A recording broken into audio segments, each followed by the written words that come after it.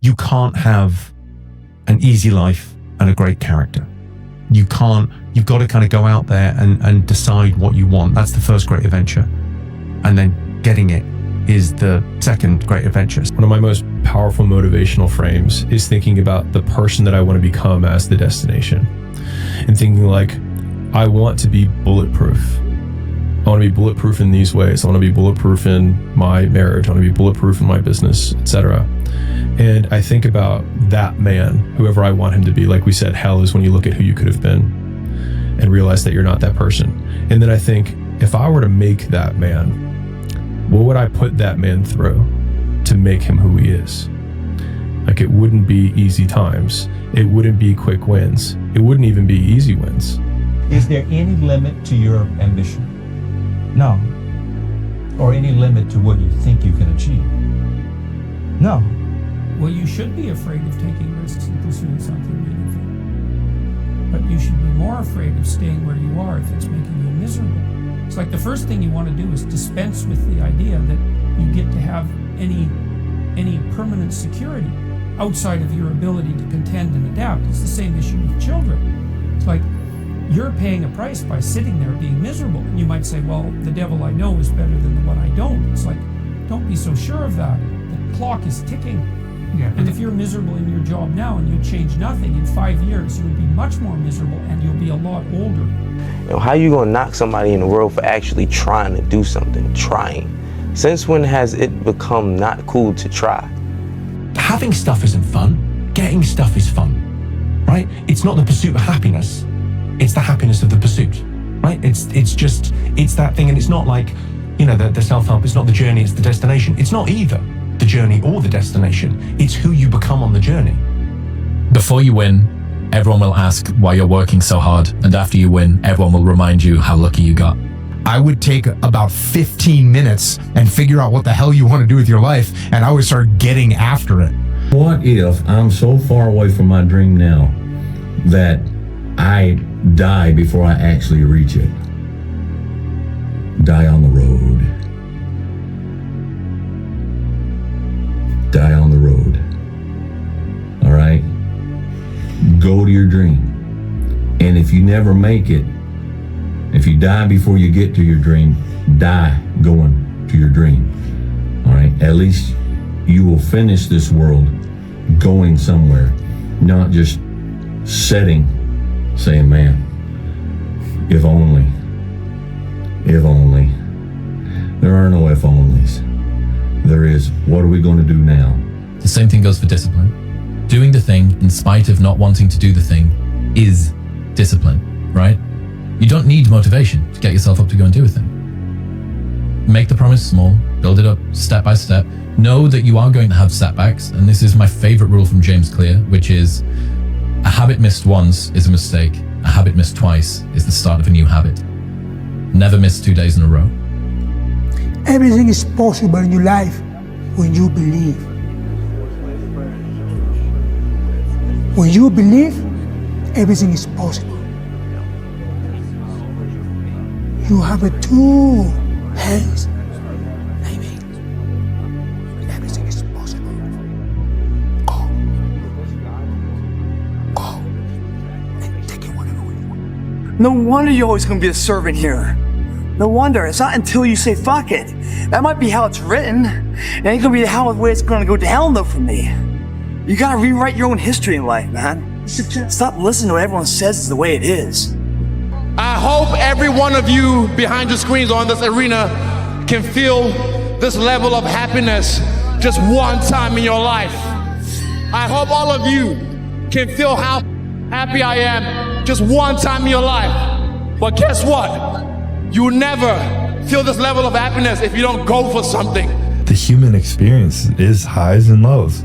There is no high without lows. And I think just being able to accept that there's inevitably going to be shit times in your life, and the more you can lean into them and feel them, the more you can lean into feeling to the high ones as well. And it's just part of the journey. We suffer every day. It's what we do. We do stuff that sucks every day. So then when the suck stuff comes, you're ready for it. And so many people, they need to have a 5K, a 10K, I need to have a course in front of me. I need to have something in front of me for me to get my up and do some shit. And that used to be me. And nowadays, you know, shit, for past 20-some years, I don't need purpose. And people miss out on this, man. The purpose, we're all looking for this golden purpose. Is it this? Is it that? Is it making money? Is it my family? Because the purpose is you. Be the hero of your own movie. If your life was a movie and it started now, what would the hero of your life's movie do right now? Do that.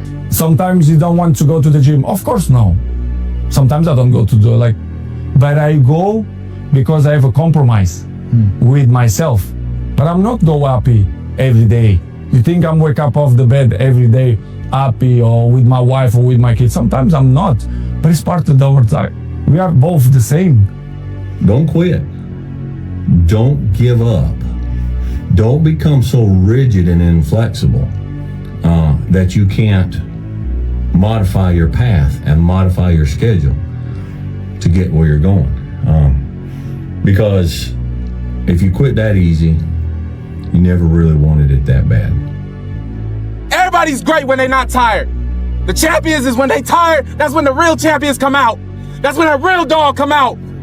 Because if you go piss like a puppy, stay on the porch and let the big dogs eat. Let them on the field. I was running by a graveyard when I was just trying to become, I was fat. And I ran by a graveyard and I looked out there and I have all these epiphanies, man. I have all these moments of it's crazy, man, of this thought. Cause I'm always by myself. I'm always in deep thought about how to be better.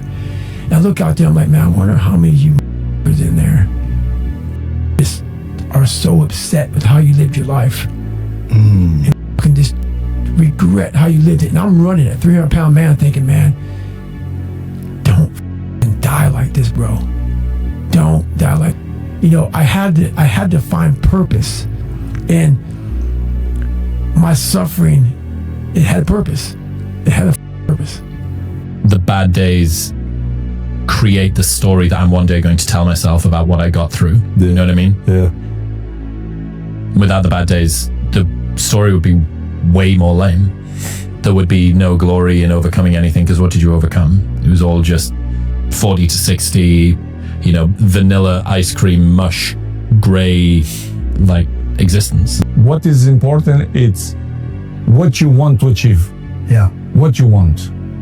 You want to live a good life? Yes. I like to drink. I like to eat burger. Okay. You're going to pay the bill in the future. Right. I think the most important is to find the balance. To answer your question, you want to be that one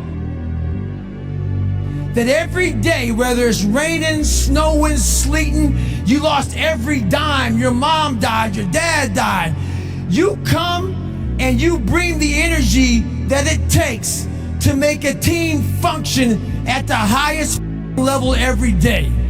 And that's the person you want to be every day of your life. You don't have to feel good about it. You just have to keep going. The feeling will pass, but you will remain. You are greater than your feelings. Going to bed late and waking up early to work for a few days won't kill you. You're not going to burn out. You're doing what it takes. If you're one of those people that push work-life balance, just remember, the people who like working a lot don't care. I've never regretted trying harder at anything ever. Hard times last long, but an epic story feels like a lifetime. It's how you handle your sufferings.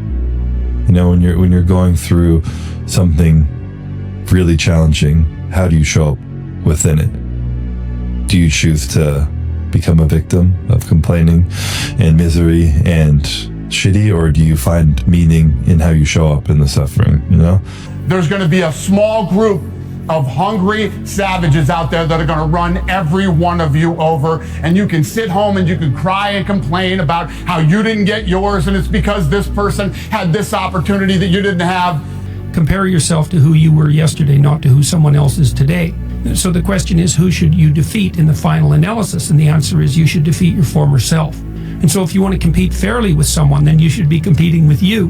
And it is the case And this is what we were talking about too with regards to the self-improvement of the fighter, is, well, if you're improving yourself, then what you are doing is competing with your lesser self. And I'm telling myself, the 3:30 in the morning, and I'm looking at my shoes, and I want to go out there and run 30 miles.